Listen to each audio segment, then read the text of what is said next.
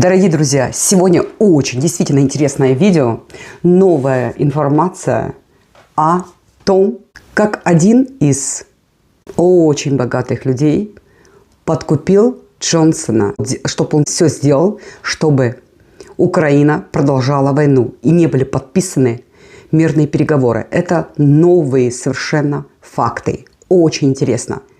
Ему дали пару миллионов фунтов. Что сейчас выяснилось, это просто шокирует. Эксклюзив, просочившиеся документы, взгляд на отношения бывшего премьер-министра с Кристофером Харборном. Когда Борис Джонсон сел на ночной поезд в Украину, его сопровождала обычная команда. Команда из советников и лоббистов, плюс человек, который дал ему 1 миллион фунтов. Прошло менее года с тех пор, как Джонсон получил, вероятно, самое большое пожертвование за всю историю. Оно поступило от Кристофера Харборна, чьи миллионы финансируют выход из Евросоюза, совершает платеж в частную компанию, которую Джонсон основал после своего отставки с поста премьер-министра. Не просто так. Только что Трамп сказал пару вещей Зеленскому. Именно ты, Зеленский, виноват, что война продолжается. Это только твоя вина. Он не говорил о Джонсоне.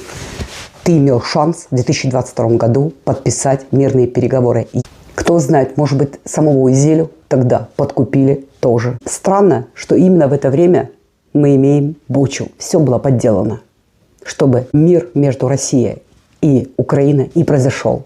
Итак, начинаем. Поехали. Борис Джонсон получает огромное пожертвование от одного человека, все по порядку, чтобы он предотвратил мирные переговоры в Стамбуле. Это же спонсор сопровождает Бориса Джонсона в Украину на встречу с несколькими политиками, но они никому, ни СМИ, никому ничего по поводу этой встречи не сказали. Добрый день, дорогие друзья, гости моего канала. Вас приветствует канал Эрика Берлин, Дойчланд.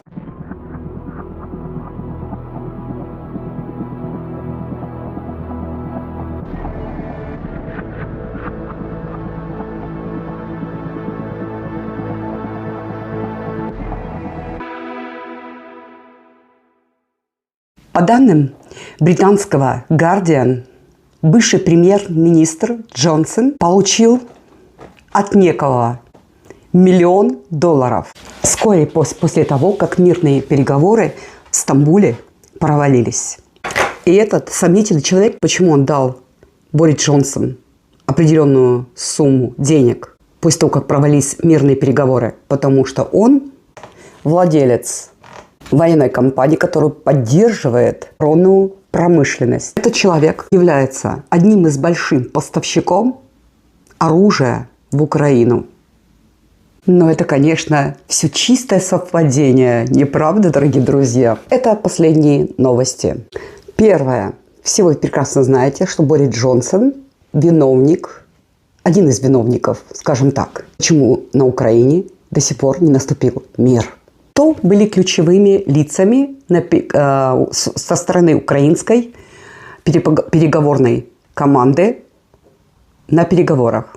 В Стамбуле в марте 2022 года. И на первом месте стоит человек по имени Давид Акрахамия, председатель фракции «Слуга народа» в парламенте Украины, то есть от Зеленского, и он был главой украинской делегации на переговорах в Стамбуле, он посредничает и представляет предложение Украины. Бориса Джонсона сказал. Этот Давид Арахамия в интервью с украинским телеканалом 1+1 тогда сделал заявление, согласно которому Борис Джонсон, уже будучи премьер-министром Соединенного Королевства,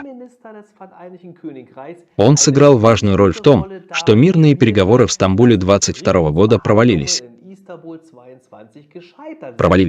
После переговоров в Стамбуле Борис Джонсон отправился в Киев, где сказал, что мы вообще ничего с ними не подпишем, то есть с русскими давайте.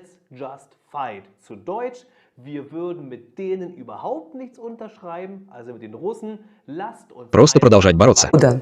После того, как это произошло, Борис Джонсон был отстранен от своего поста. После этого он основает новую кампанию как писатель и оратор.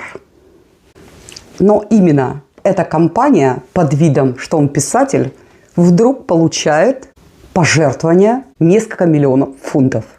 Странное стечение обстоятельств, да? The Guardian писал о миллионе фунтов. Почему Борис Джонсон принял своего спонсора? Получившиеся документы теперь подтверждают, что Джонсон, поддерживавший Украину в сентябре. 23 сентября его сопровождал благодетель во время двухдневного визита, который также включал встречу с высокопоставленными украинскими чиновниками, однако просочившиеся документы не объясняют, что является причиной этой встречи. И ни бывший премьер-министр, ни его крупный спонсор не захотели ничего по этому поводу сказать. Так, Борис Джонсон берет с собой спонсора в Украину, чтобы поговорить с украинскими чиновниками о известных темах, таких темах, как война между Россией и Украиной. Мы обращаемся сейчас к искусственному интеллекту. Что он говорит? Этот человек является британским акционером компании по вооружению. Посмотрите, что говорит о нем искусственный интеллект. Как называется компания Кристофа Харборна и как она поддерживает Украину в войне? Кристоф Харборн, британский техинвестор, обладающий гражданством Металл-Сити, является крупнейшим акционером британской оборонной и технологической компании. Кинетику владеет примерно 3% акций этой компании, которая работает на британское Министерство обороны. Занимается разработкой военных технологий, включая дроны, роботов и воздушные системы. Компания Кинетику поддерживает Украину с начала российской войны в феврале 2022 года через поставку и использование военного оборудования и технологий.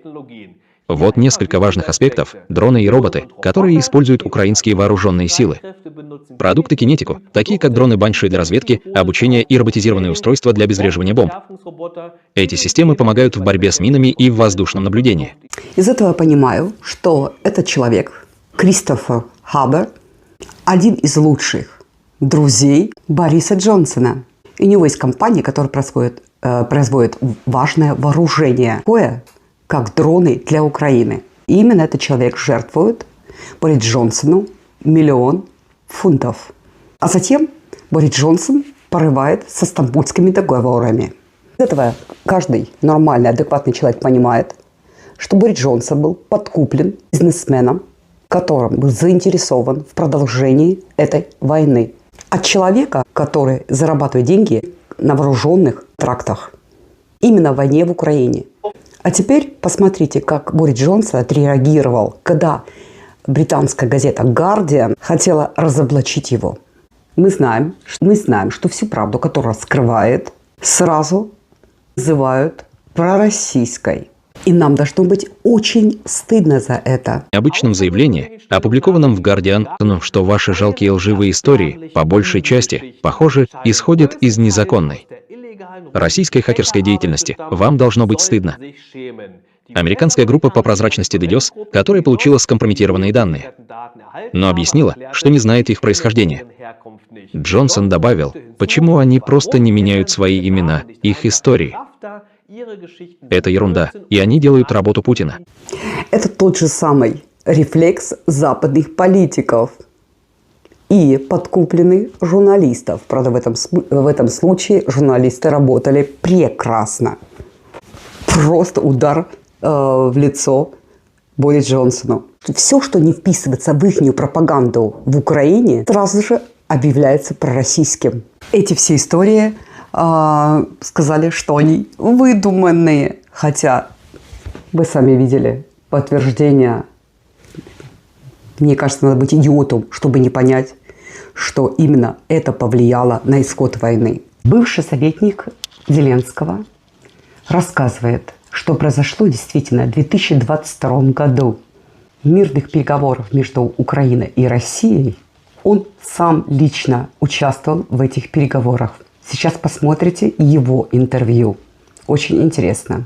А кто, самое главное, был советником Зеленского? Это был Арестович в 2022 году. дал интервью американскому каналу и рассказывает всю правду, всю подноготную этого всего. Переговоры раньше длились до 17 мая и продолжались даже после этого. Это значит, что слухи о том, что после инцидента в Рутшере все было прекращено, неправда. Переговоры продолжались. Встреча между Зеленским и Путиным 9 апреля в Стамбуле, которая уже была запланирована, была отменена. Откуда взялись знаменитые 2-3 недели? Потому что я, как член переговорных групп, просто знал даты. Я точно знал, что они встретятся 9 числа. Все уже было решено, включая коммюнике из Стамбула, которое подписали Ски и Рахами. Речь шла об основах, а следующим шагом должна была стать встреча США. А нам говорили на Западе, что из-за Бучи они не хотят вести больше мирные переговоры. Мы все знаем, что там произошло. Сейчас Арестович еще раз доказал нам это все. Поэтому была подстроена вся эта Буча. Арестович сам говорит, что Зеленский отверг тогда эти мирные переговоры. Ясное дело, конечно, из-за давления от Джонсона на Зеленского, но не только. И Зеленский тогда еще очень часто говорил, что он сразу подписал мирный договор, если Евросоюз поддержит его гарантии безопасности, но это не ощущается и этого не происходит. Здесь лгут со всех сторон насчет войны, насчет всей этой ужасной ситуации. Ведь смотрите, идет война, а народ уже не хочет в ней участвовать и поддерживать ее. Нужно какие-то доводы, нужно ее манипулировать и обманывать дальше. Мало того, нужно обманывать и западный народ.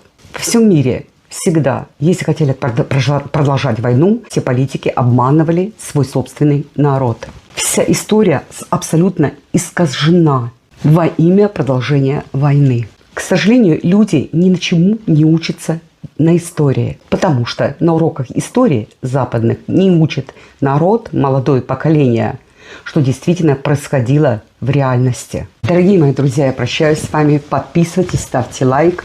До новых видео скоро на моем канале. Всего самого наилучшего. Ваша Эрика, Берлин, Deutschland. Пока.